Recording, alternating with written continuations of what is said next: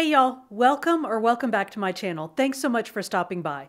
If you've been following my antics, you know that I've been on the road. I was down in Georgia for Christmas visiting with family and friends. I am back in Minnesota. Check that out. It is wintry. Is that even focusing? All right, hang on. I was trying to avoid this, but looks like we're gonna have to do this the real way. It is wintry here. My dogs are gonna want to run outside because they're scrawny dogs. So it is wintry. There goes a dog. There goes the other dog. So y'all, we are working our way through my winter reads TBR. So I just wanted to hang out with you guys for a little while and talk about some of the books that I've been reading. Instead of meeting upstairs in my office where we normally do this, if it's okay with you guys, I'm gonna sit on the couch with my dogs. I had this whole like homey scene planned out. I was gonna walk over and sit with the dogs. Well, then I opened the door and they took off. So let me round them up and get them settled down, and then I will settle in, here they come. They're about to let themselves in. I'll get settled and then bring you guys over and we'll talk about some books, okay? Give me just a minute.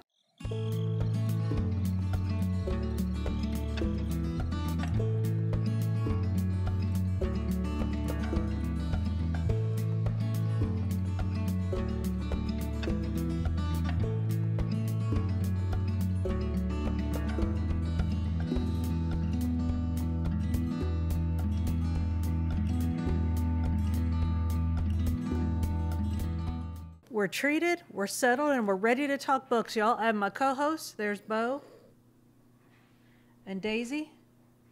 I wish I could set up, can y'all even see out that window? I think there's too much of a glare. I wish I could set up where y'all could see the view here, because it is actually lovely from inside, as long as we're not outside in it. But I just think that's just going to be a glare the whole time, so we're not going to mess with that. But y'all get the idea. It's winter. We're talking winter-themed books. So let's get on it. So let me set y'all over here. Let me set y'all over there so that I can show you the books we're talking about. The first book that I want to talk about this week is The Yiddish Policemens Union by Michael Chabon. I've wanted to talk about this book for a while, but I had to think about it kind of a lot, because this book is a lot, y'all. It's an alternative history of the post-World War II Jewish people. And instead of settling in Israel, they settle in Sitka, Alaska, which, y'all, history buffs, remind me of this. Didn't Roosevelt have some kind of plan to bring the Jews to Alaska? I don't know. Anyway, don't let me get out over my skis and try to talk history. So the Yiddish Policemens Union is about a history in which the Jewish people were brought to Alaska and settled there. And this story takes place 60 years later when Sitka is reverting to the control of Alaska. So it's no longer going to be a Jewish settlement. Our main character is Meyer Landsman, who is a police officer in Sitka. And y'all, he is an absolute train wreck of a human being. He's a good guy, but he is super down on his luck. His personal life is a shambles. When we meet him, he's living in a hotel. That's where the story starts. A dead body is found in the hotel, and they go to get Landsman because they know he's a police officer.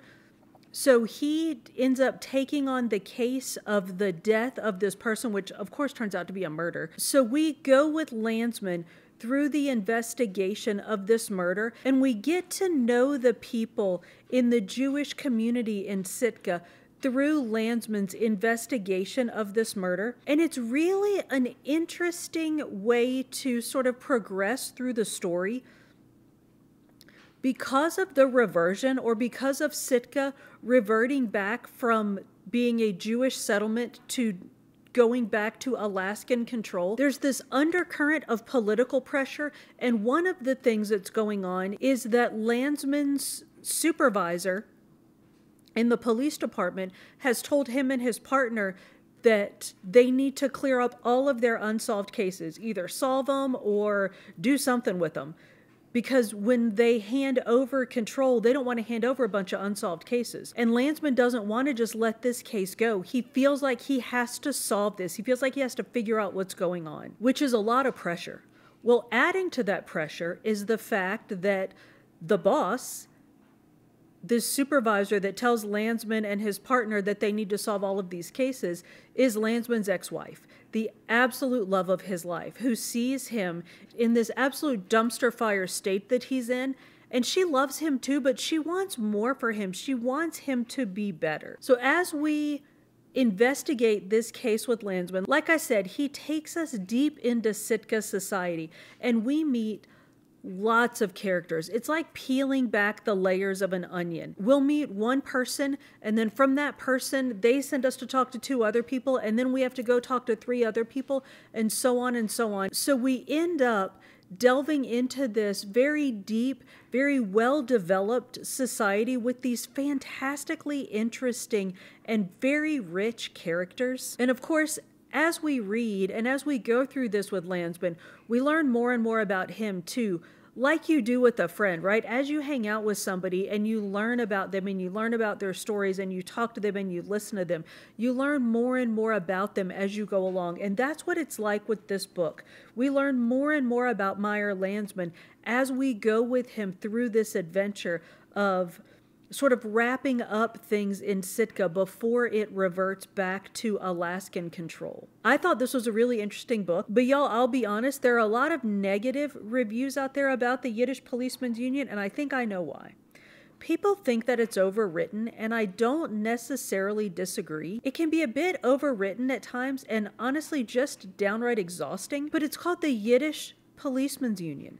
It's steeped in Jewish history.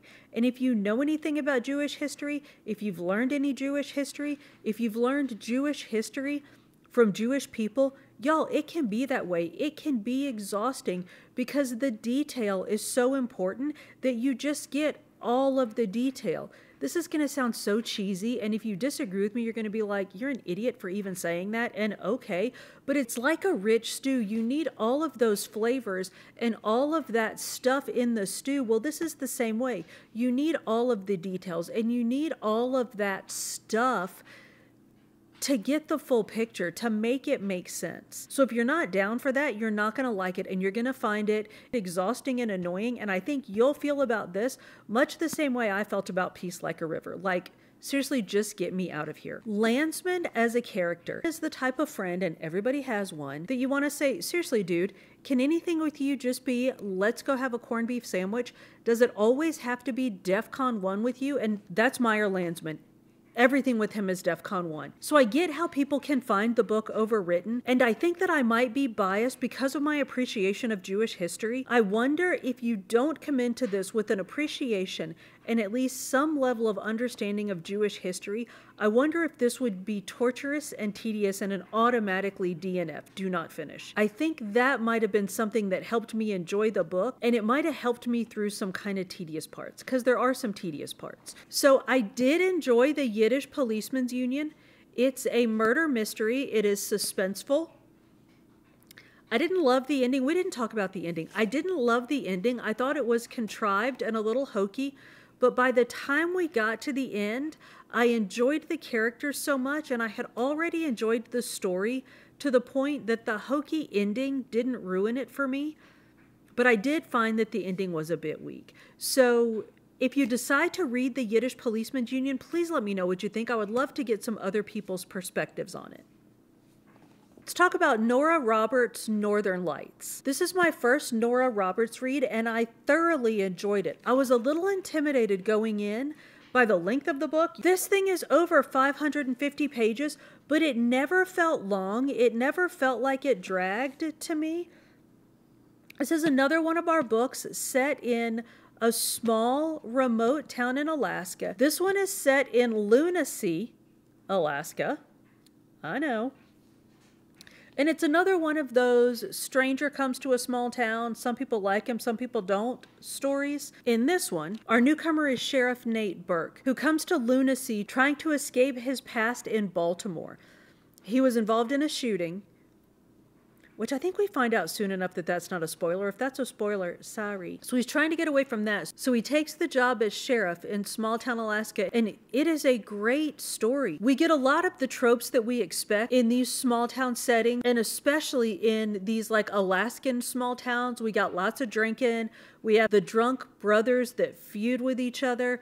We have one of my favorite tropes, the mom and daughter feuding over the same man, and in this case, it just happens to be Nate Burke. Nate falls for Meg, who is the haughty bush pilot, who's a little rough around the edges, very independent. Well, Meg's mom is the innkeeper at the local inn where Nate is staying, and she's a little fast and loose and has her sights set on the new sheriff as well, so things get a little dicey there. The story really develops when a murder that happened years and years ago comes to light, and Nate has to solve it. The state police come in and investigate, draw some conclusions, come to a quick resolution for the case, but old Sheriff Nate's not happy with that, so he continues to investigate. And that's really sort of the driving factor behind the book, is the investigation of this murder.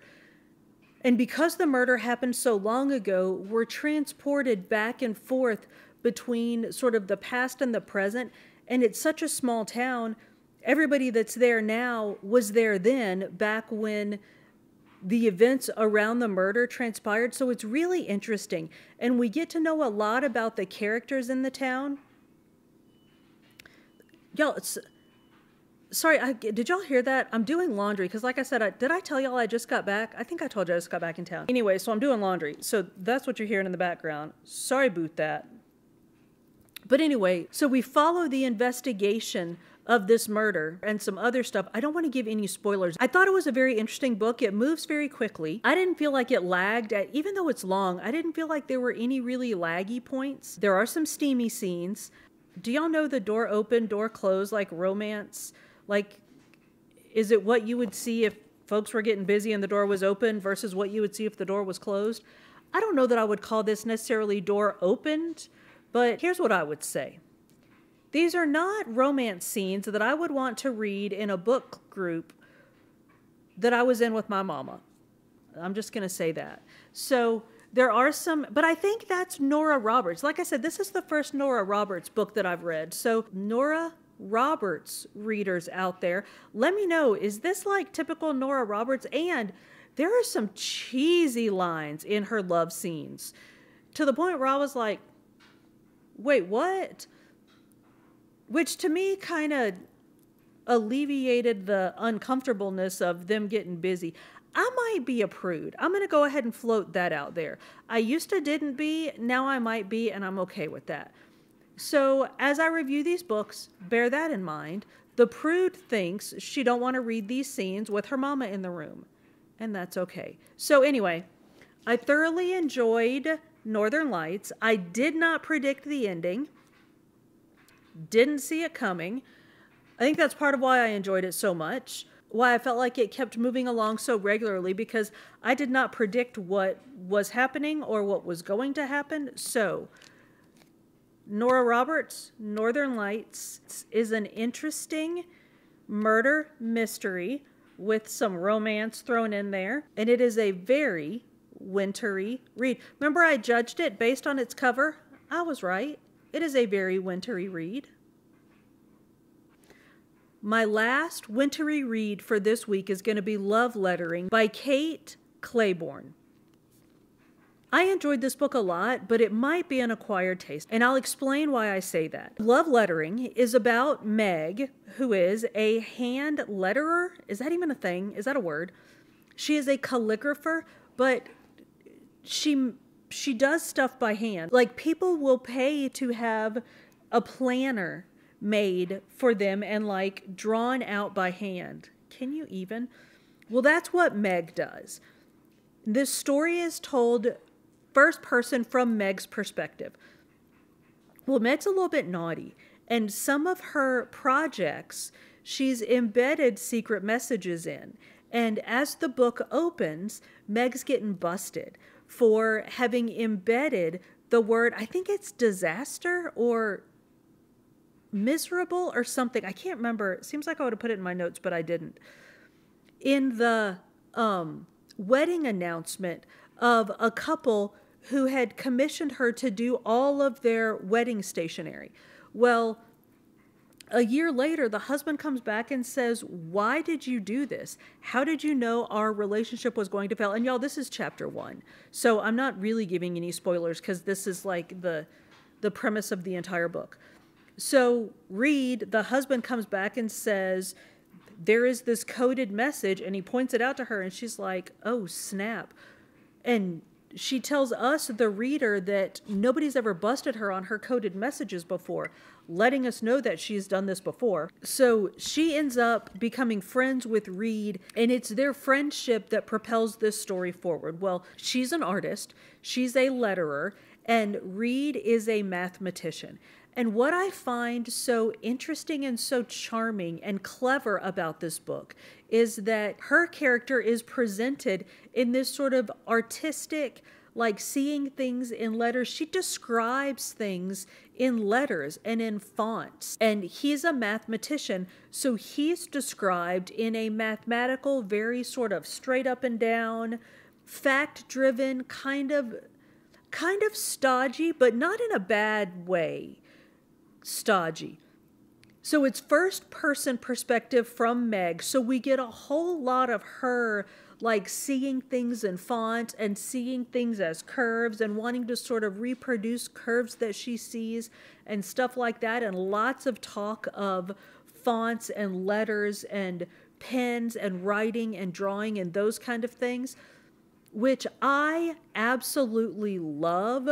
I am obsessed with letters and words and writing and obviously reading and pens and all of that kind of stuff. But here's the caveat. I wonder if you don't like those things, I wonder if that gets really tedious very quickly in this book. I found it very charming, and because we see things from Meg's point of view, we see an artist's perspective of the mathematician, and she likes him. She has a crush on him from jumps. So we're mostly presented with the sort of charming quirkiness of his nerdy type A mathematician, fact-driven personality. But I wonder, and I've tried to read books where the main character is that person. I can't do it. I just can't get, because that's not me. So I wonder if somebody reading this book, not enjoying the letters and the fonts and all of that, I wonder if it would just be tedious and like if you would just bail on it.